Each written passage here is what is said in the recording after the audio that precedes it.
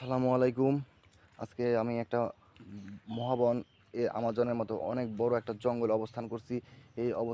এই জঙ্গলে এসে অবস্থানরত অবস্থায় আমি আটকে গেছি এবং এখানে এমন একটা দুর্দশার ভিতরে আছি যেখানে ফল ফ্রুট এবং গাছের অন্যান্য অংশ খেয়ে থাকা ছাড়া বেঁচে থাকার কোনো উপায় নেই। এই যে এখানে দেখছেন আপনারা পেঁপে, এই যে পেঁপে, এই পেঁপে যখন বড় হবে আপনি ঠিক তখনই খেতে পারবেন।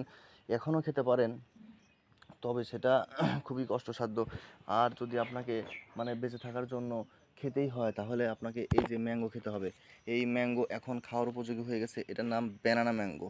এটা আর কিছুদিন পরেই একদম পেকে যাবে, তখন আপনারা খেতে পারবেন।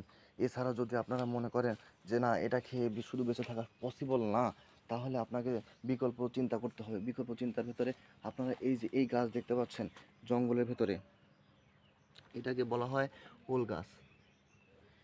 এই ওল গাছে মাটির নিচে মাটির নিচে যে অংশগুলো থাকে সেগুলো খেতে অনেক সুস্বাদু। এগুলো যদি গরুর মাংস দিয়ে রান্না করে খান তাহলে আরও অনেক বেশি সুস্বাদু হবে, এবং তার স্বাদটা যদি আপনি আরও বাড়াতে চান তাহলে আপনাকে অবশ্যই আপনাকে লেবু গাছ খুঁজতে হবে। এবং এই লেবু গাছ খুঁজতে খুঁজতে আমি অবশেষে লেবু গাছ পেয়ে গেলাম। এই লেবু গাছ থেকে একটা লেবু ছিঁড়ে নিয়ে সেটাকে পিস পিস করে কেটে ভাতের সঙ্গে মিক্স করে, তরকারির সঙ্গে মিক্স করে খেতে আরও অনেক সুস্বাদু লাগবে। এছাড়াও যদি আপনি মনে করেন যে শুধু এইটুকু দিয়ে আপনার জীবন চলবে না, তাহলে আপনাকে বিকল্প চিন্তা করতে হবে অন্য ফলে। এই যে দেখতে পাচ্ছেন লিচু গাছ, এই লিচু গাছে যখন লিচু ধরবে তখন আপনি সেই লিচুগুলো পাকার জন্য অপেক্ষা করতে হবে, তখন আপনাকে সেই লিচুগুলো খেতে হবে। এছাড়া মনে করেন আপনাকে প্রচুর পরিমাণে আয়রনের দরকার শরীরে, তখন আপনাকে কী করতে হবে, বিকল্প চিন্তা করতে হবে আয়রন কোন ফ্রুটসে পাওয়া যায়। এই যে দেখেন বেদেনা গাছ, এই বেদেনা গাছ থেকে আপনাকে বেদেনা পেড়ে খেতে হবে। এখানে রয়েছে কলা গাছ, কলা গাছ থেকে আপনি কলা খেতে পারেন। এছাড়া যদি ভেজিটেবলসের ভিতরে আপনি খুঁজতে চান তাহলে এই যে দেখেন ঢেঁড়স গাছ, অনেক সুন্দর ঢেঁড়স, ও মাই গড, ঢেঁড়স আবার ফুলও রয়েছে, তাহলে আমাকে বেঁচে থাকা সুবিধা হবে এবং আমি এগুলো খেয়ে কোনোভাবে দিন পার করতে পারবো।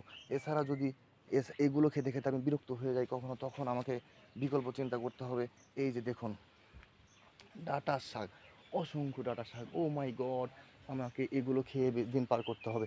আরও যদি মনে করি এগুলো খেয়ে অনেক দিন পরেও আমি বের হতে পারছি না, তাহলে আমাকে বিকল্প চিন্তা করতে হবে, বিকল্পর ভেতরে তখন এই যে শশা গাছ পেয়ে গেলাম। অবশ্যই খুঁজতে শশা গাছ, কিন্তু শশা গাছে কোনো শশা নেই, তাহলে আমি কি খাবো? ফুল রয়েছে, এগুলো খেয়ে শেষ করার আগেই শশা ধরে যাবে, তখন আমি শশা খেয়ে বেঁচে থাকবো। ও মাই গড, ভিটামিন সি সমৃদ্ধ খাবার পেয়ারা, যেগুলোকে আমরা ইংরেজিতে বলি